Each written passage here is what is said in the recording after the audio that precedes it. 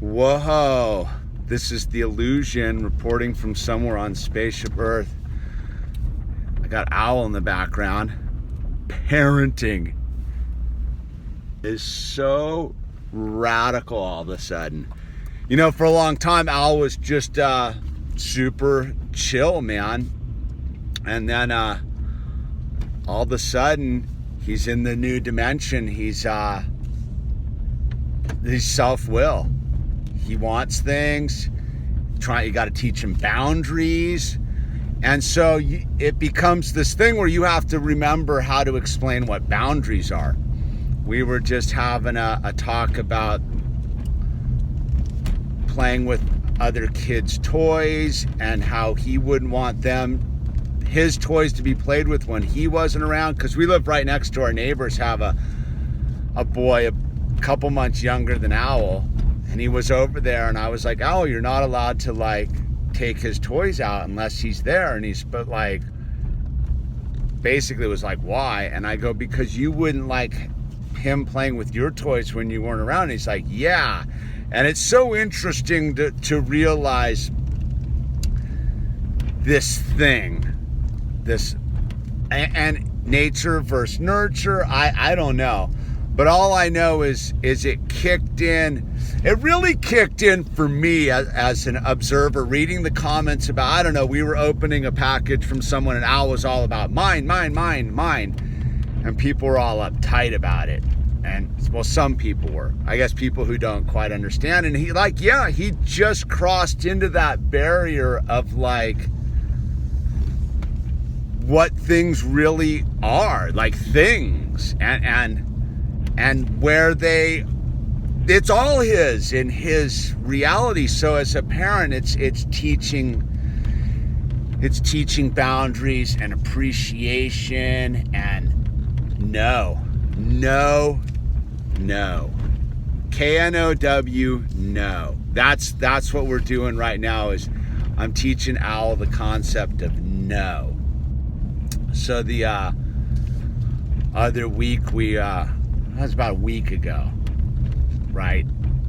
And I got to take responsibility. I've been on the full Hot Wheels trip with Al, and so we went to the store, and he did real good. He was because he thinks he wants a Hot Wheel, but he's got them all by now. So he goes there. They're not the ones he likes, and so we were leaving the store, and we got right outside the door, and he lost his mind about the Hot Wheels. No, I gotta have the Hot Wheel. We gotta go back into the Hot Wheel, get the Hot Wheel.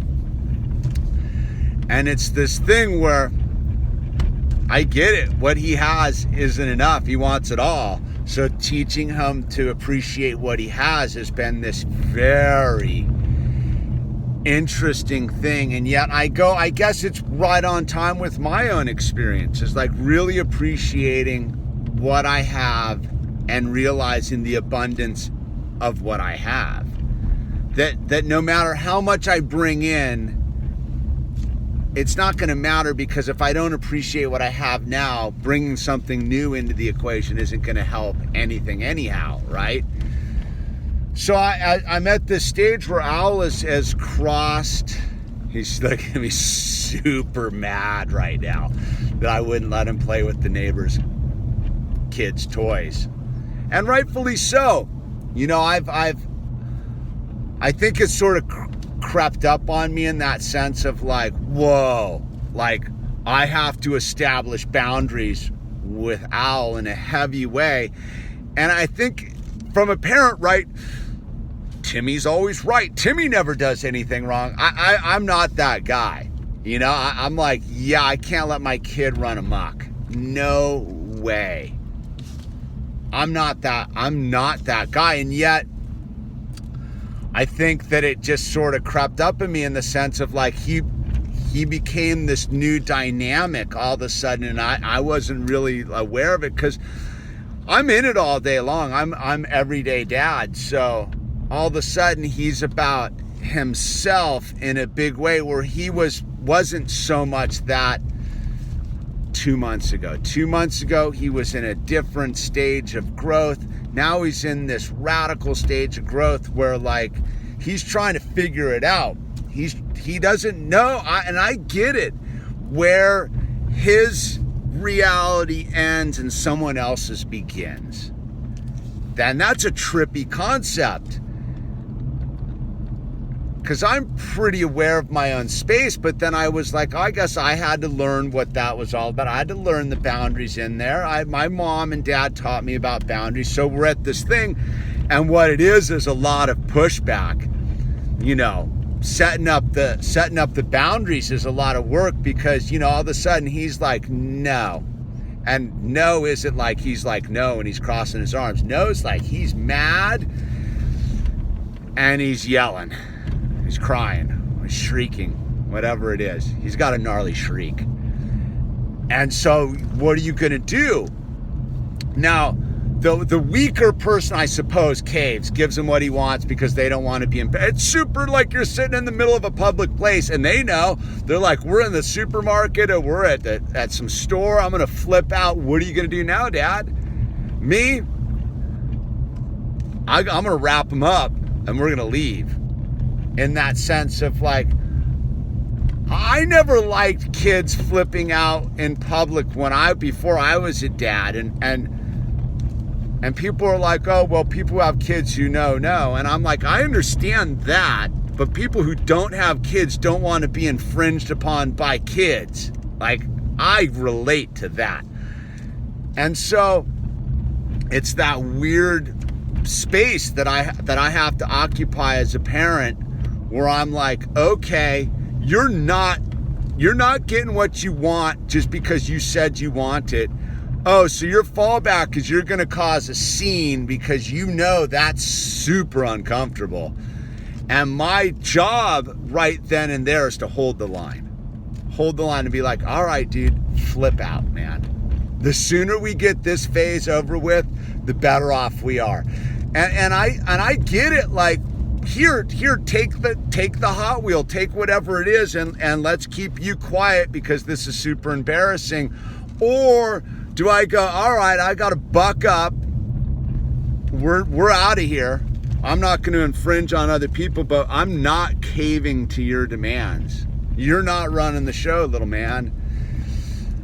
So there we are, and it's a lot of, I try to talk to him as an adult about appropriate and inappropriate and my main job is not to get mad.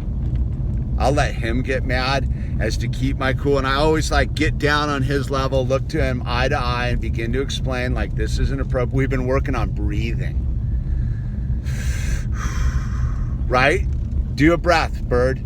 I just breathe. Do you breathe when you get upset? Because you're trying to be cool like Cucumber? Because I want to play with Caleb's toys. You want to play with Caleb's toys? No. But are you cool like Cucumber? No. That's our code word, cool like Cucumber. And he wants to be cool like Cucumber, but it overrides him, right? So we've been working on the breathing and teaching him how to breathe. Do a breath for me. So I've been working on that because it's this thing where like, you know, I want a perfect kid, man. And then I'm like, you know what? It's not human. That's inhumane to put that kind of pressure on a child. So I have to be willing to. I have to teach him how to get out of these predicaments that are overriding him. He's a little guy. He doesn't know. He's just beginning to experience the world, and be able to be on his own a little bit. Like when we go to Trader Joe's, there's this little organic bar he likes to have, and he's like, can I get a bar? And he goes over to this thing and gets it all himself, and he brings it back. He's super cool about it, right? Like some things he's A+, man, but other things he'll get crazy, man. And it's like, whoa. And I realized, wow, it's the next level of what parenting was. And I watch it at some of the places where we're with other kids, as other parents don't jump in there and be like, hey, that's super inappropriate what you're doing. What your kid's doing is not appropriate, and you need, as a parent, need to jump in there, especially at the park or in a place where there's other kids. And we were at the swimming lesson the other day, and the one kid was like hassling him with like the little torpedo thing, and Al got it frustrated with it and kind of like grabbed the kid's arm a little bit, and I was like, dude, no. And we talked about like boundaries, like you're not allowed to touch another kid, man, like unless you ask. And I went back to like, do you like when other kids touch you? And he's like, no. And I was like, well, would you? It's that thing of like, there's enough radical adultness or humanity or whatever you want to call it inside of him, where like, if I explain it to him from his perspective, he kind of grasps it and it's like, oh, and I had him apologize to the kid, and it all worked out. But like, I could see that the mom was sort of tripped out because, I just look like some buffoon to some people out here in Malibu, but I'm super hands-on dad, man, and I'm not letting my kid like run roughshod over anybody. And yet I have, because like I said, it crept up on me, and all of a sudden I was like, I remember reading the comments about him in the package, and I was all butthurt for a minute, like, oh dude, that's not cool. And then it took me about 5 days, and I was like, they're right. Some people put it pretty meanly, but ultimately the concept is right, is you have to teach your kids boundaries, or they will run roughshod over and become basic screw-ups later in life, right? Like, isn't that the whole deal? Most people are looking for structure and looking for boundaries, and it's my job as a parent to put in the hard miles, and it's hard mile time, dude. Like, he's radical. Are you radical, Bird? No, you're not radical? Do you like when Daddy establishes boundaries? Yeah, he does, ultimately. Do a breath for us. Does it calm you down? Yeah. We're working on it. So it's The Illusion, and Al, we're signing off.